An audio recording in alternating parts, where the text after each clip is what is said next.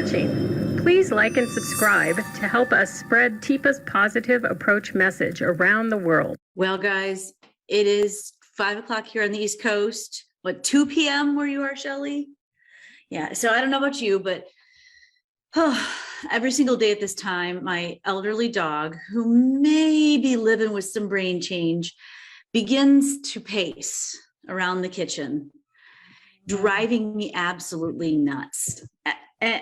You know, this, if you're living out there living with dementia, if you're living in the world of senior services, if you yourself are living with dementia, does the fact that 5 p.m. and my elderly dog starting to pace around the kitchen and drive me nuts ring a bell to anybody?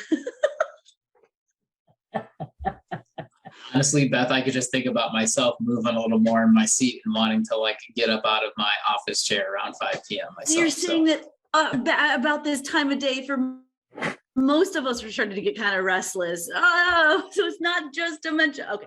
You know, we sort of joke here, but it really is. We talk about this word called sundowners, sundowning. We put labels on things so often, and it just, how effective is that when we label something that is a normal human process and we label it sundowning, for example? What do you find happens to people when they get those labels? Well, I mean, for me, it's that people forget that that person is a person. You know, they become the behavior. So not only minimizes the situation of what really may be going on, but even more so, it just takes away the humanity of that individual, and they just become what we're describing, what we're labeling. Yeah, that's one way I see it. Yeah. It really does end up limiting then how we're able to sort of, if this becomes a problem with me, I'm so annoyed by my dog doing this. Well, what are you going to do about it, Beth? Right. What might her unmet needs be? These are stuff we talk about all the time in PAC, isn't it? This idea that every behavior, I don't care what level of brain change you're dealing with, has a function, it has purpose, it has meaning for the individual, or in this case, the dog who's doing it. This idea, this knowledge that we have in dementia is really a special place. It's a thing that if you're listening to this at 2 o'clock in the afternoon, at 2 o'clock in the morning, or at 5 p.m. on the East Coast here in the US, it makes you in a very special category, doesn't it? So I want to have you guys take a look at a definition here. So take a look at this definition of advocacy. The act of speaking on behalf of or in support of another, the practice of supporting someone to make their voice heard. So team, I'm really curious. That's a pretty broad definition. It's a pretty academic definition. What does that look like for you? What do you hear, or what do you think of when you hear the word advocate or advocacy in general?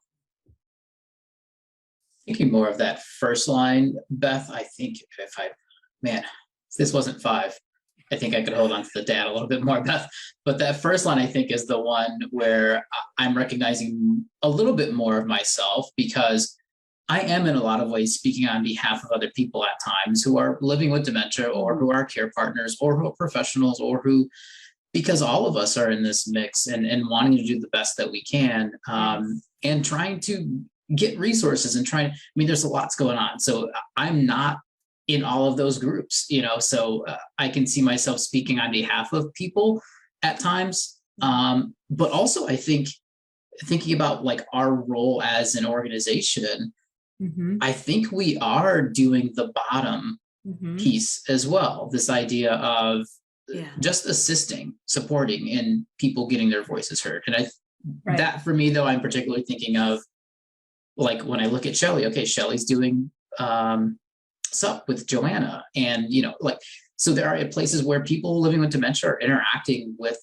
everyone and having I'm not being their voice, they're being their voice, or Shelley's not being their voice. We're just around them. Yeah. Providing the medium. I love that. And I think that's what we do. But my first thought when I heard advocacy was the advocacy work I did when I worked for the Alzheimer's Association, where I went on Capitol Hill, where I went to the state governments, where I was the voice for the person. And what I've come to realize here in my 4 years now with PAC is that it's okay to do that. But what's so much more important is to be doing what we're doing, where we're supporting that person to have that voice, to let them be the ones to actually say what it is, because we're not living with it. I mean, we don't know what it's like because it's not happening to us physically.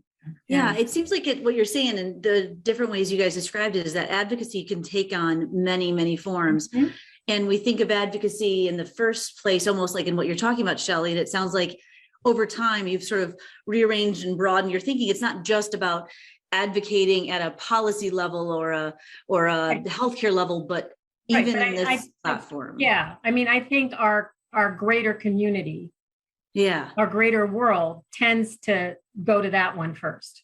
Almost like right? You think of what's the formal definition? The formal definition of you are the voice, or you're helping somebody be the voice for somebody who can't speak for themselves. Yeah. Right. But what we have found, right, is it's crazy, let people speak for themselves. Truly. Yeah. Alejandro, you got to.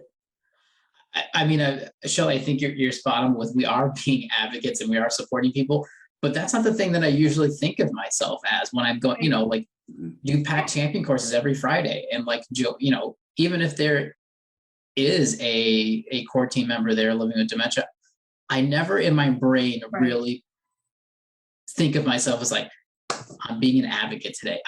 And so it's really great that you're bringing this up, Beth. I'm also thinking about the people who watch this and put comments in, the people who share the videos or the blog posts that are out on our website or the whatever you share. That's a little bit of advocacy too. You're trying to support voices and get those ideas out. But so small as sharing an article can be advocacy. Something as maybe it feels as small, but it isn't, as being the model in your life to somebody else about how someone should be treated as a human. Could we even go to the point of the words that we use? Modeling the way that person first referring to our supports. We are care partners, not caregivers. I mean, can we go to some of those? Instead of just calling that person living with dementia, that person's living with brain change. I mean, some of the ways that we want to change culture, right? Isn't that kind of what we're also doing? So you guys have seen advocacy in a variety of ways in the way you're describing it. Yeah. And I'm curious if those folks on Facebook, now that we're looking at advocacy in this much more broad sense, in this being a model, how you as an adult daughter, when the doctor is only talking to you, how you turn to your mother and say, well, Mom, what do you think? Get the shot or no? Simplifying language, showing and demonstrating that this person, if you just slow it down, use less words, they might be able to process it and could advocate for themselves even. So anything out there in Facebook that you guys that you're coming across, Shelley? I was just going to say, Pam was saying that she feels that by intervening in conversations between her mom and people she's engaging with is a way to allow her to be heard. My experience has been both speaking on her behalf and creating an environment / platform for her to speak, sometimes within one conversation. We can take so many models like that, Pam, as you're describing. That is amazing. And see how it is that other groups have gotten a greater voice through advocacy, whether it's self-advocacy or with support of others, that have come before the aging community, have come before those with brain change. When I think about the intellectual disabilities world, so much farther ahead than aging services, and how when I go to give a talk at any place, I will rarely see up front and center and in your face someone who says, I am living with brain change as well, versus when I go and give these same dementia talks and brain change talks in a group of people serving the intellectual disabilities world, and how I'll end up with somebody on stage who's, living with Down syndrome or something else, and how they themselves come as part of the conversation. It is a given.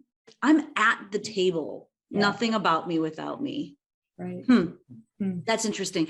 So I would challenge us all to really start thinking in our small little worlds, maybe for some of you confined to one place, or maybe you feel like with your workload, there's only so much you can do. What are the ways in which you might be able to empower yourself within a reasonable way to become an advocate, either for yourself or someone else?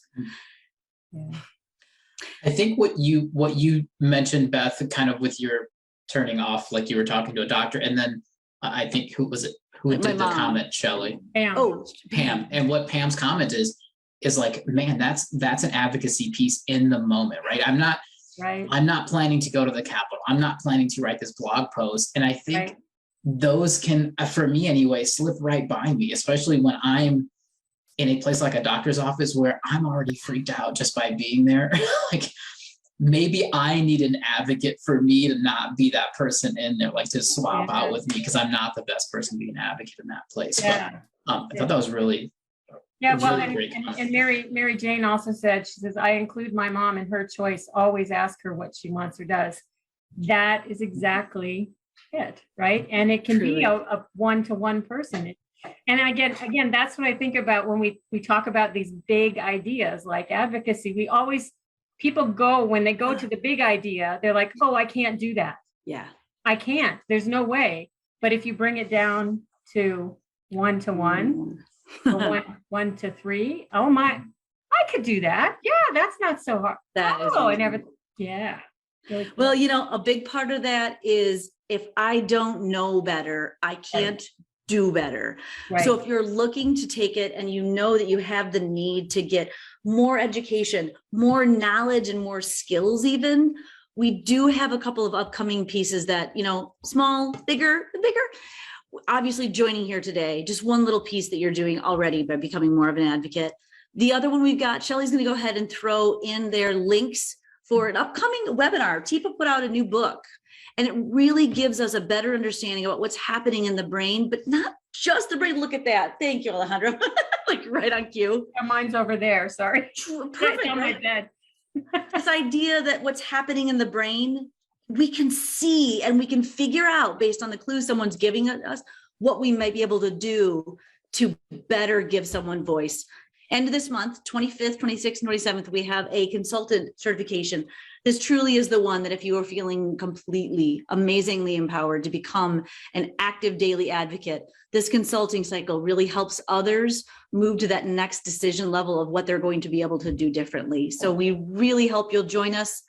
And if neither one of those fit, reach out to us, obviously on our Facebook page. Yeah, Alejandro.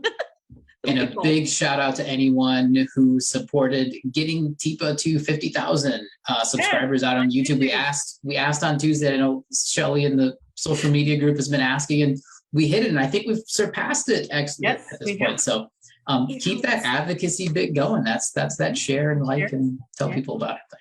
It does. It takes a village. It's one little like, one little share, one little follow. It does make a difference. It really does.